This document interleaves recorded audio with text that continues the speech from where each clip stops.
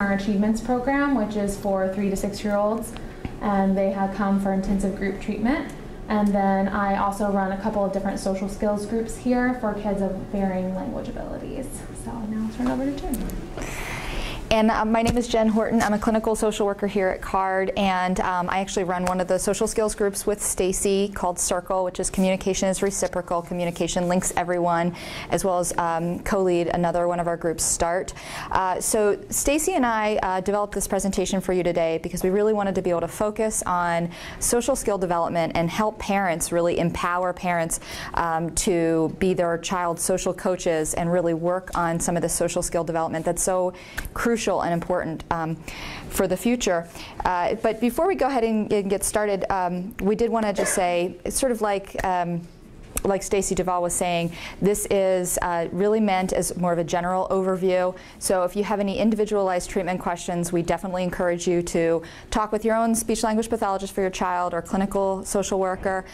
If you have any specific questions regarding your child, we'd be happy to talk with you after the session. But really, this is more of like a general overview with strategies that we have been researching and found helpful.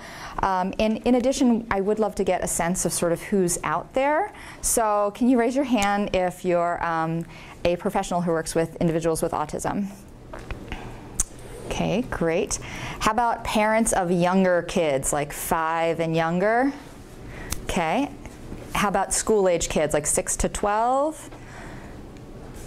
And how about our adolescents? Teenagers? Ah, very brave. Just awesome. So we've got a couple parents, a nice mix of parents and professionals. Let's go ahead and talk about the goals for today. What we'd like to do today is discuss the key components of social development, identify common social deficits in kiddos with ASD, learn the difference between skill acquisition and performance enhancement strategies, and then communicate those strategies to you that would be helpful in increasing social opportunities in school, in the home, and in the community.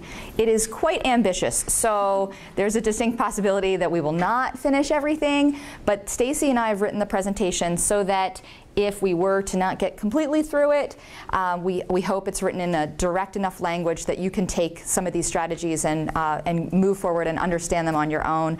We really tried to save sort of the nuts and bolts for the very end so that if we weren't able to get through all of those things, you have enough resources to get yourselves going. And also we've included our contact information, so if there's questions that you have going forward, something that you're concerned about, feel free to give us a call. I actually do social skills evaluations with families, so if there's something that you really want to really work on with your child and start to develop a treatment plan, feel free to get in contact with me and we can meet at a later date and kind of go over more specifically with your child.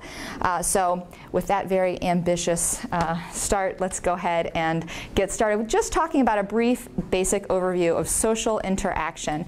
And we're using a bottom-up approach because when we develop social skills, we're really developing them from sort of the more simplistic to the more nuanced. So the first, we have this body. We have an awareness of others and individual self-regulation. So we're aware that others are in our space. We're aware of how we're feeling, what our energy level is. And that you can see with toddlers and young children. Going forward, getting a little bit more complex, there's initiating with others. We're calling this the face because we're really being able to start to focus on other people. We're initiating and we're also responding to other people in a social way in a group setting. And then most nuanced would be the mind. We're starting to engage with others in an interaction that's reciprocal, that goes back and forth, and we're also starting to take other people's perspectives. So taking a look at this, we go sort of from more simplistic to more nuanced and complex. Giving you some examples of what this might look like. For body, that would be sitting still, looking at what the group is looking at, so being attentive and focused on the group. Getting a little bit more complex, face would be asking someone to play or answering someone's questions.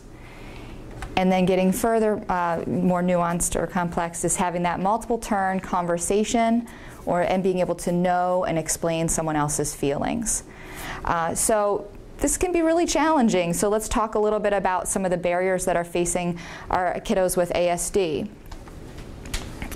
Within the body, there's a reduced awareness of others in their environment. So challenges of sort of knowing who's there, what they're doing, and then there's difficulties with self-regulation. So that ability to be able to know how I'm feeling, know what my energy level is.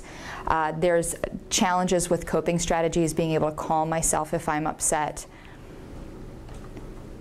For face, we see a reduced social initiation. So kids may possibly be interested in engaging with other people, but they don't really know how to do so appropriately. So there may be some inappropriate interaction or very little social initiation, and then as well an inconsistent response to others in a group. So some response sometimes, but maybe not to everyone, and maybe not all the time.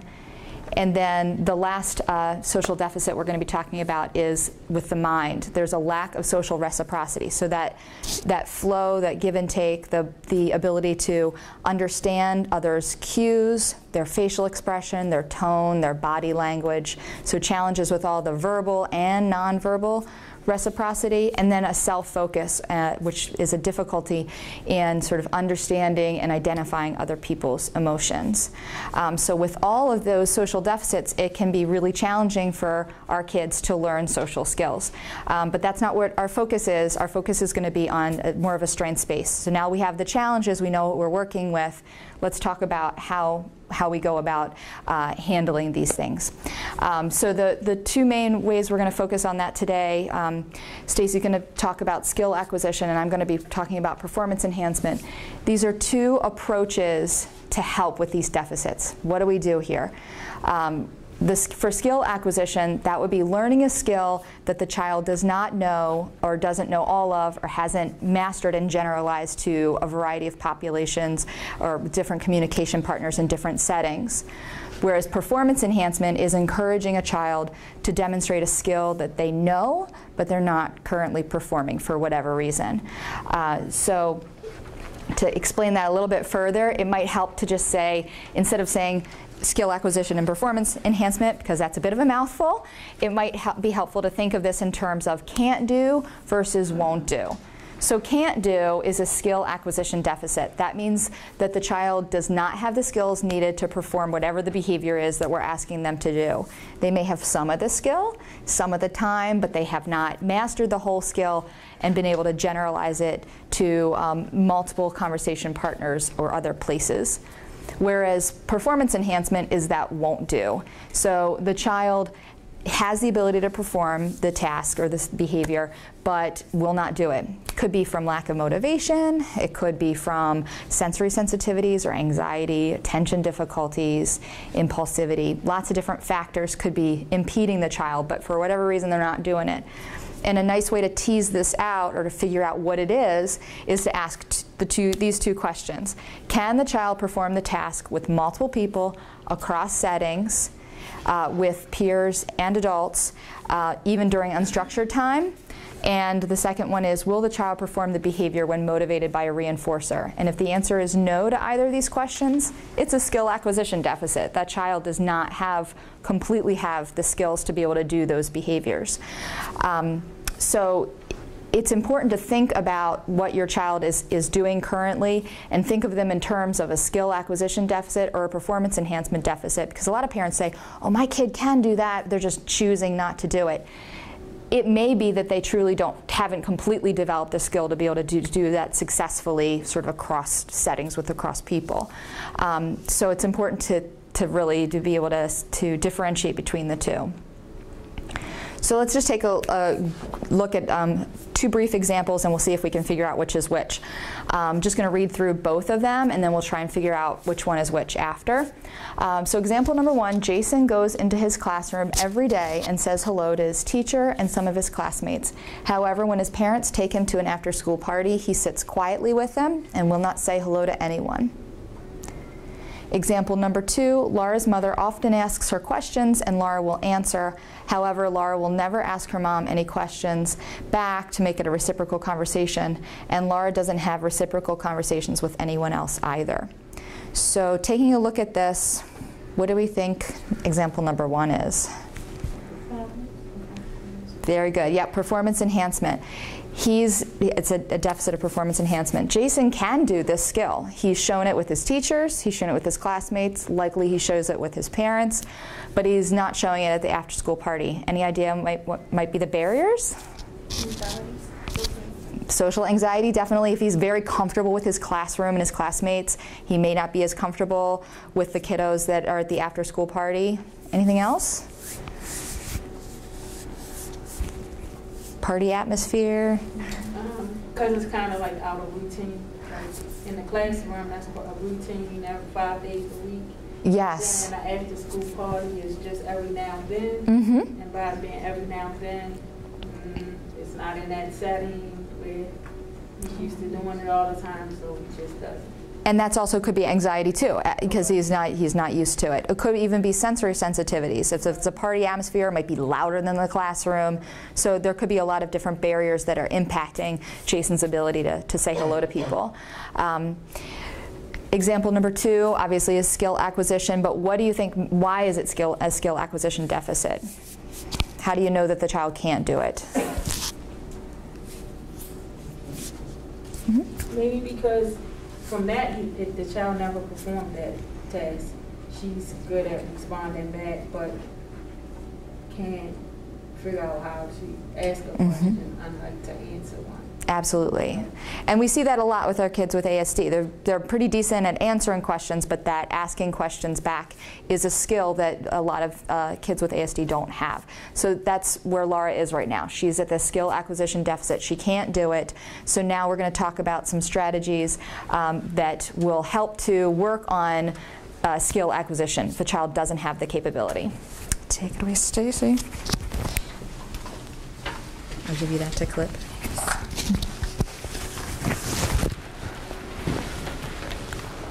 All right, so now we're going to take a step back and look at some specific strategies we can use to help promote skill acquisition in our kids with ASD. Kind of a vocabulary buzzword we can use for this is assimilation, which is basically teaching the child to adapt their behavior based on the environment. So this isn't changing anything about the environment or anything outside of the child. This is specifically changing how the child is behaving in different environments. So this slide is just kind of an overview of the different kinds of strategies I'm going to discuss. And then on the following slides, we'll get into some more specifics with activities and ideas. So first, we want to promote attention and self-regulation. Like Jen was saying in our bottom-up approach, if a child can't attend to others, if they're not aware of others in the group, if they have a really difficult time regulating their own body and emotions, they are not going to be necessarily able to initiate with others or respond to others or understand other people's emotions because they don't have those basic skills. So first, we really want to make sure that our child's attending and engaging with others in their environment. Then, for things that are more directly related to initiating and responding, we can directly teach children expected social behaviors. And then in the moment, we can use prompting to support those social behaviors. And then finally, for children that maybe are doing well in some basic rote social behaviors, we can start encouraging perspective taking to look at that more nuanced social interaction. So first, let's talk about some ways that we can promote attention and self-regulation. To promote attention, you can do this in a lot of ways. You can develop activities that require your child to pay attention to other people. So some games that could include are passing ball games or really any kind of turn-taking games where there's an object that needs to be passed from one way to another. When you're first working on taking turns, having an object to pass to other people in the environment makes it a lot easier for a child to attend to what's happening in the group. But you can also do this at home in more naturalistic environments, such as if you're sitting down at a meal, you can start passing dishes at mealtime, and that again just requires the child to, okay, I have this, I'm giving it to you, I need to look at you and pass it, and just kind of promote that awareness of the other people in their environment, because those people are interacting with the same things that that child's interacting with. Also, if maybe there's not an object to be used to promote attention, start asking questions to draw attention to the group or activity. I find as a professional, I often tell my kids what's happening instead of making sure they know what's happening by asking them questions. So I'll, say, oh, Joe, it's Joe's turn now. It's Josie's turn. Oh, look, she got a red ball. And instead, you can ask the child those questions if they're able to answer basic WH questions. That's another way to kind of redirect them. If they're looking off in space, be like, oh, look, whose turn is it? Or, what's coming up next? What should she do next? And once the child's, working on attention, we also want to work on self-regulation.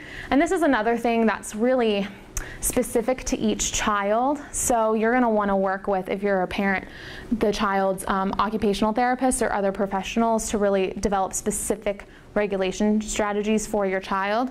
But whatever strategy it is, you want to use simple language and visuals to help the child understand how their body is working and their energy levels. And so a couple of programs that have been developed are the ALERT program and Zones of Regulation. The ALERT program works off of an engine system, so it talks about my engine's running low, my engine's just right, or my engine's running high. And the Zones of Regulation talks about energy levels on a color-based system. So blue is basically the equivalent of I'm feeling low or tired. Green would be just right. Yellow is I'm starting to get a little worked up, maybe I'm a little frustrated or a little excited. And then red is I'm pretty much in crisis. I'm really angry, I'm throwing a tantrum. And we have specific reference information for these programs at the end of our presentation. And then once your child is able to more successfully identify their body energy level, you want to identify strategies that can calm your child in the moment. And again, this is going to be specific to each kid, but these could be anything from deep breathing to getting pressure to having some movement to maybe alternating preferred and non-preferred activities. Moving on to some more activities for direct teaching. These are probably the most common ways you can directly teach kids social skills. A really popular way that was first coined by Carol Gray is using social stories. And those, for most professionals in the room and probably parents as well, you've heard of these. But they're basically brief explanations of expected behaviors and events during social activities. These often use very simple language. They basically summarize a social situation. They might give specific language to use in a social situation. And they're going to also have visuals paired with it to help the child understand what's happening. Then a great activity to pair with a social story is using role play, which is basically acting out whatever social skill you're trying to teach that child with familiar partners in kind of a more contrived situation. So it's not necessarily that natural setting where you want your child to be showing that behavior, but you're making a situation happen so that your child has more opportunities to practice those skills. And then another strategy that's really starting to become more popular and really helpful for kids with ASD is video modeling. And these are basically videos that can demonstrate or teach expected behaviors during a variety of activities. So you'll see video models developed for basic life skills. It could be washing the dishes or doing laundry, but there are also video models that are developed for teaching social skills. And one company that has created a lot of these is called Model Me Kids, or you can always look on YouTube and see what you can find there. On this slide, I just have an example of a social story that I recently made for one of my social skills groups. And we were working on the social skill of introducing ourselves. So as you can see at the very beginning, I kind of introduced the concept and how it relates to the child. So introductions are basically saying each other's names. So everyone has a name, I have a name. Then I kind of walk through what's going to happen. So someone might ask you your name, and then you can see I'm specifically using the language my name is. I have a visual for each one that you could point to while the child's practicing that specific language. Then same for what's your name. And then at the end, I kind of summarize. I can tell them my name. I can ask what's your name. I can say nice to meet you. Kind of summarizes the skill. After I read this social story in my group, and this is something you can do with your kids, we then did some role playing. We went around the room and we asked each other our names, and we said our names. And you could do that with your child in the home. First start, even though, again, this is role play, it's a contrived situation, they don't need to ask their siblings' names, they don't need to ask your names, they probably know that, but it gives them that opportunity to practice that language and to practice that skill in an environment where they're comfortable and they can be successful. And then you can slowly start working it into more natural settings. Then let's say, so you've directly taught these different skills, and you're in that naturalistic moment, you've done the social stories, you've done the role play, you've watched some video models, and the child still isn't being successful. They're not having success with this skill. So what are we going to do next? So that's kind of where prompting comes in. And some prompts can be developed before that moment, or some prompts can just be generated in the moment. You haven't really thought about it before, but that's what's happening. So something that would be developed obviously before that moment would be some visuals. And visuals are great ways to non-invasively remind a child what we expect of them in that situation. So you can use those visuals to cue for a sequence of events. So let's say you're having a conversation and the child knows first I talk, then the next person talks, then I talk again, and maybe you have pictures that show each person's turn to help them remind them like whose turn is next. Or you can also use visuals to prompt appropriate language in social situations. So anything that's really scripted, that the child is going to say it this way every time, you can have a picture to go with those words. So like my name is when you're doing introductions, or hello for greetings. Another thing you can use in the moment is gestures. And again, this is not quite as invasive because you're not talking, so you're not necessarily interrupting the social interaction. So if your child's having difficulty paying attention, pointing to others in the environment can help them pay attention to what's happening. You can also use pointing to encourage eye contact. And you can also develop some gestures to remind your child of other social skills. And they could be really naturalistic gestures like waving hello, or pointing to your eyes for eye contact, or it could be something new that you've developed to remind them to, take turns in a conversation. Then a more invasive way of prompting, but sometimes necessary, would be verbal prompts. And if it's something that you've practiced with the child, and it's, again, one of those specific phrases that you're going to be using, you can use partial verbal prompts, which is just basically the first sound or word of a phrase. But you could run into a situation where the child hasn't been practicing that specific language, and so you're going to need to provide an actual model for what they need to say in that moment. A place where I use verbal models a lot is when kids are having conversations. So maybe one kid says, "Oh, I saw this movie this weekend," and the other kid's like, "Yeah, I did too." And then the next kid says, "Oh, this was my favorite part." And the other kid has no idea what to say next. So then you can jump in and say, "Oh, well, what was your favorite part?" And maybe they'll tell you, and then you can say, "Oh, you could say, my favorite part was this." So that helps them figure out how to follow up that conversation. And then finally, sometimes you can use light physical prompts, like gently turning the child's body toward their communication partner, or let's say you wanted them to wave, you could tap their hand. Just an example. And here's just a few examples of visual cues that you could use. So the first one is just a sequence of events, which is saying hello. So first look at the person, then wave, then say hi. But again, you could develop this for more complex social skills that have more steps. Or maybe you just have a reminder that you pull off of the internet to look at whoever you're talking to. And then you can also prompt for specific language. So let's say you're playing a game and the child needs to say, "It's my turn," so that they can go next. You could use that as well. So let's say now your child's pretty good at engaging in pretty simple interactions. They can ask questions, they can respond to questions, but when it comes to those nuanced pieces of social language, they really don't understand what other people are thinking, or why they're thinking that way, or how could they be thinking that way. So we really want to start encouraging some perspective taking in these children. And a good place to start is to work on identifying emotions. So you want to identify your own emotions and identify others.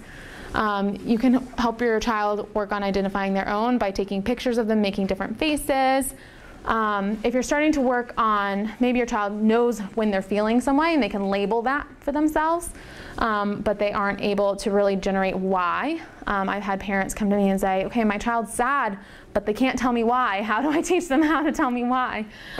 So in the moment, if you know when the child or why the child is upset, start giving them the language to talk about it.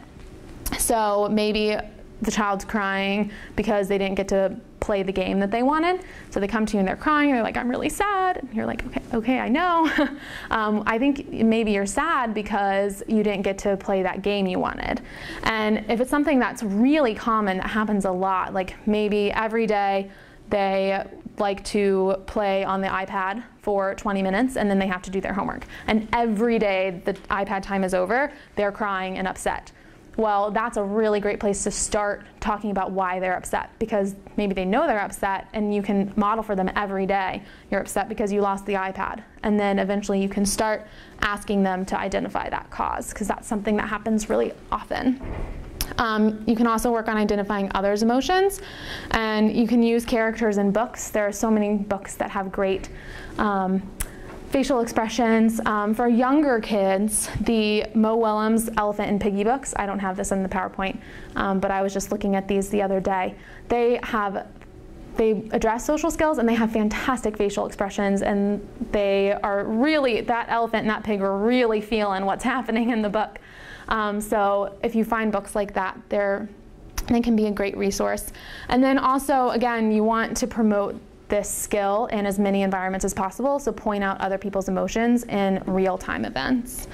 And then once your child is getting better at identifying their own emotions and other people's emotions and why they're feeling that way, you can start working on appropriate responses to express those emotions or to adapt your behavior based on other people's emotions.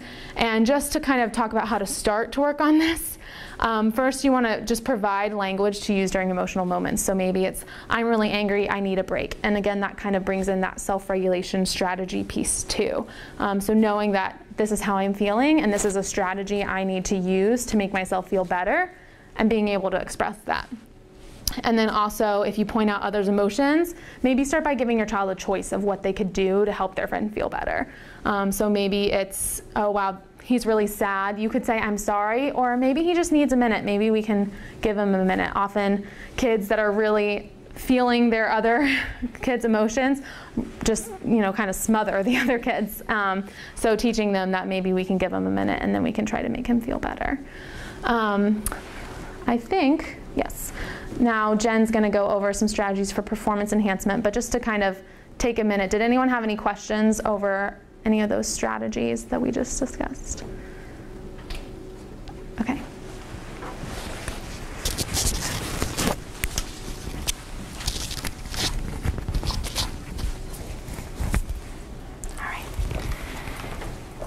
So now you have a sense, hopefully a better sense, of how do you help your child to acquire skills that they may not have had before, or may have had but not necessarily generalized to multiple people in multiple settings. Now we're going to talk about what do you do for the kid who won't do these things. They have the skills, they have the capabilities, but for whatever reason, they just won't do it. That's when we're going to be talking about the performance enhancement strategy. So just as an overview, Stacy was talking about how assimilation is sort of the buzzword for skill acquisition. It's helping the child to adapt their own behavior to fit the environment. This is the opposite. This is adapting the environment to fit your child. So what can you be doing and can others be doing in order to encourage social skills? So we're going to, it's a little bit of a shift in what we're talking about. The focus is more on others and more on your child, but in more of a motivating kind of way to help your child to start to generalize some of those behaviors that you know that they have the capability of doing, but they're just not doing. So the ways that we're going to be talking about it today are to use reinforcements to increase motivation, to educate others about your child's strengths and weaknesses and give them some strategies in order to engage, to start to modify external factors in the social environment to make it more likely that your child will want to engage and feel less, maybe less anxiety or less sensory sensitivities, to allow for breaks and as well to prepare your child for what to expect. So we're really thinking in terms of what are those barriers that are stopping the child right now. Is it anxiety? Is it sensory sensitivities? Is it motivation? So we're trying to kind of hit each of those. And you probably have a sense of what are some of the main barriers for your children. So starting to identify what the main barriers are and starting to work on those might make some headway in the social skill development. So the first one is reinforcement. We all know what reinforcement is. It's providing some sort of motivator to encourage and incentivize these behaviors. So start by just identifying multiple activities and objects that are reinforcing and motivating to your child. Set clear expectations of what those behaviors are that you're expecting, and then even providing visuals to support the child. Because it's really important to be super clear about what it is that the child needs to do to get whatever that reinforcer is. So if it is asking questions of a peer or a sibling, you really want to try and work on their ability to ask questions. You might say, we're going to ask 3 questions, and then you get some verbal praise or you get an edible reinforcer, whatever is motivating to your child, but you're really clear as to what that expected behavior is. And then certainly praise and noting small improvements. We're not shooting for this child is able to have a 5-turn conversation. We're just focusing first on greetings or focusing first on answering questions appropriately. Whatever it is, you want to note the small improvements. And then, of course, reinforcement should be immediate and appropriate. So we're talking about using small reinforcers for small items, larger for more complex items, and really should be immediate, because it's oftentimes hard for kiddos to equate the two, that I'm doing this behavior that I'm supposed to be doing and now I get this reinforcer if they have to wait 5 hours to get it. So it really should be something that's more immediate. In addition to reinforcing that behavior, you really want to educate others. This is not something that Stacy and I are saying, you do this, you do all this, parents, go for it, have fun with it. We're hoping that you create sort of a social team for your child. And that social team could include siblings, cousins, friends in the neighborhood, kids of your friends, people who would be willing and open to help work with your child and be role models for them, and educating them, teaching them prompts and strategies to work with your child, whatever works best. There may be things that your child doesn't necessarily feel comfortable doing. Give the people who are going to be interacting prompts and strategies to work with your child. There was one of my coworkers went to a party where the child is older, but has a really challenging time answering certain questions. So as family members and friends came in, they were given little slips of paper that had different questions that they could ask the child, so that the child wasn't being asked the same thing over and over again, and they weren't being asked questions that were challenging or would lead them to have anxiety. They were asked questions that would make them feel successful. So trying to encourage and let people know sort of what works best for your child can be incredibly helpful. And there's also lots of information out there as far as really educating other people. The toolkits from Autism Speaks are great. They have, if you look under the family support toolkits, they've got one for parents, one for grandparents, one for siblings, and one for friends. And they're really written, especially the siblings and the friends are super developmentally appropriate for kiddos, that are in the 6 to 12 range or 8 to 12 range, that can really be, I think, beneficial for telling other people about autism. And they're free to download and print out. If we've talked about reinforcing, we've talked about including other people in in this environment, let's talk about modifying the social environment so that we're lessening the anxiety and we're also lessening if there's sensory sensitivities. So this would be sort of the ideal social environment for engagement.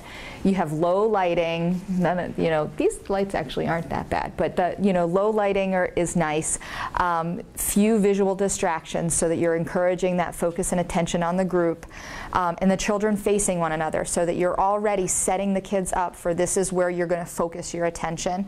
And then you also definitely want to consider the number of communication partners and lessening the demands on the child. And what we mean by that is just, if you're focusing on social interaction, well, don't make the other content, whatever the things that they're going to be doing. You might want to use really simplistic games. If your focus is on turn taking, don't use like chess or something that is already cognitively demanding. Using Go Fish is okay with kids who are older and maybe, developmentally that might be below their level.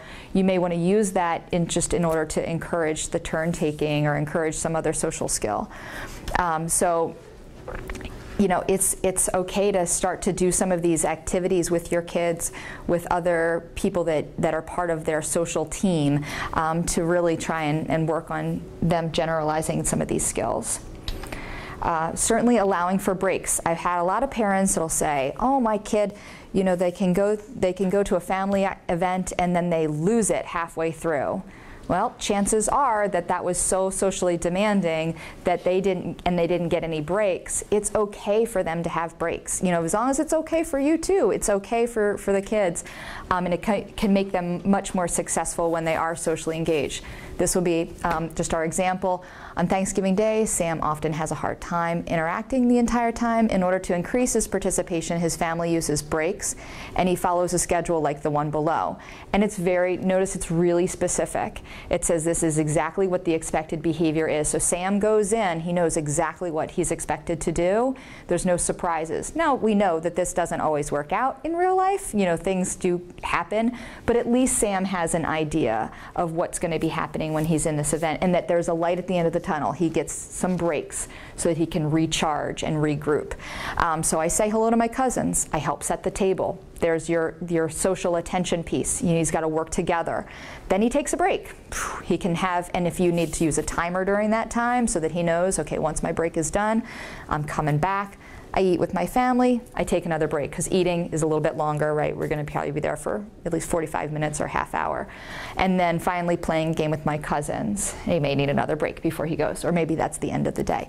But just point being, it's okay to pepper in those breaks, because that will allow for better social interaction when the child is engaged, if you allow them to have that downtime. Any questions about that? Yeah? And what age would you say this is appropriate to do for? I would say this would be appropriate for school-aged kids. Probably not. I wouldn't say not like with the little guys. Although you definitely could do a visual strategy for some of those things. Actually, you probably could modify that for any age. What would you say, Stacy? I mean, you work more with the little ones. I think you just modify it. Yeah, and maybe for a little one, it is just a schedule. It's a more simplistic schedule. So maybe it's say hello, and then I'm going to be playing until we eat. And so that's kind of my break. And then I eat, and then I get to play again. And maybe that's all it is. Yeah. Good question. Any other questions thus far? So again, kind of working with that, decreasing anxiety, helping your child to better prepare, help them to know what to expect. So there's lots of ways, but this was just a handful of ways that Stacy and I have established for you today. The first is to use our visuals. We talked about using a social story or using a visual schedule. These things help to prepare your child and give them an idea of expected behaviors and what's going to be happening. Have a family calendar so that they can start to anticipate and plan. And some of you may say, well, that's not going to work for my child, because if they're anticipating and planning that far in advance, they're actually just going to be anxious the entire time. You know your child better than we do. So if you know that your child needs to have certain things to know the day before versus a week before, then go with it. That's why we made all of these things check boxes, so that you can check off, as parents, you can check off and say, okay, I want to try this this is not good for my kid. I don't want to even give this a go. But you know what kind of anticipation your child would need, but just the whole point being to have them to start to really be more aware of when things are happening. Take them to the environment beforehand to familiarize themselves with one aspect of the situation, if that's possible. So if you're going to go to some sort of, you're going to go to the science center with a group, with a class field trip, if you can take your child there beforehand so they can get an idea of sort of what's expected and what's going to happen, that can really decrease anxiety.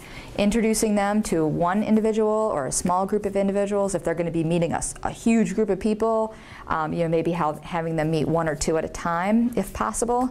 And then last, make an action plan with your child to help them to identify ways to cope.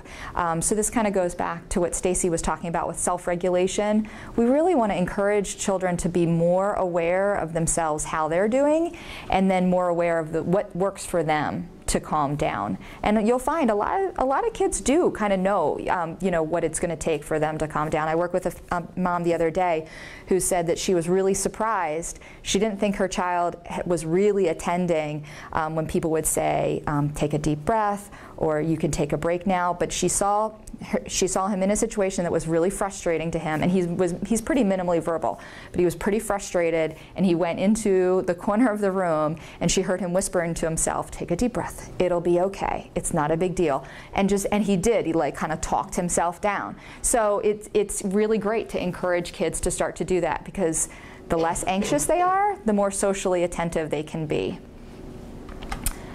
When are we going to use these strategies? Lots of places. We're really thinking about the home. Use family members as much as possible. They're great social partners, and they're really helpful when learning new skills. Like Stacy was saying, to learn it in a safe environment that's predictable with people that you know and love is a whole lot easier than learning it with strangers, which is why I've been practicing this in front of my husband for the last 5 days. Same sort of concept. School. Peers are all over the place in school, so sometimes it's more challenging to get schools to back it, but as much as you can encourage schools to do lunch groups and peer groups, mentors, some schools are willing to do different things. As much as you can put it into the IEP so that the school is held accountable, that's a good thing. And a lot of times kids have individual, and we talk about this later, but I'm just going to throw it in now. Kids have individual speech language therapy. And if they just have individual but no group, at a certain point you definitely want to encourage them to have some sort of group so they can be working on generalizing some of these skills. Because it's one thing to do it with adults and professionals, it's a whole other thing to do it with peers. So if you can encourage in the IEP meeting to do that, that's great. And then last is community. Community events and activities are always great, and we will go into, there's a ton out there, and a lot that's, I think, underutilized. So it's important to take a look and tap into some of the resources that we've outlined here. So with that, super ambitious. We actually got through quite a bit of it, but Stacy's going to give you some deep breath reminders, and then we'll have time for questions. Any questions for performance enhancement strategies? Okay, so Jen and I have obviously just kind of thrown 10,000 strategies at you. So we just wanted to take a step back for a second and just take a deep breath. And remember that we're just going to want to tackle one social skill at a time. My mother always told me when I was younger to choose my battles and not try to fight everything. And I think as a professional, I have realized how right she was. So we don't expect kids to conquer having a conversation all at once. You want to break that down, tackle one thing about it at a time. Also remember that incremental progress is still progress. We want to celebrate the successes no matter how small. A lot of the kids we work with and have in our homes work 10,000 times harder to do something that seems so small to most other people. We want to celebrate the fact that they've worked that hard to get to that place. And even though the skill might seem small, the work was not small, and we want to celebrate that. And then also just remember that everyone does need some downtime to recharge, kids and adults alike. So make sure you're giving your child that time to just relax and recharge, and make sure you're trying to incorporate that for yourself as well. So we do have a little bit more information about places to use these strategies, but we wanted to make sure that we had some time for questions, especially since our time's almost up. Does anyone have any questions or thoughts, comments? Yeah. I have a child that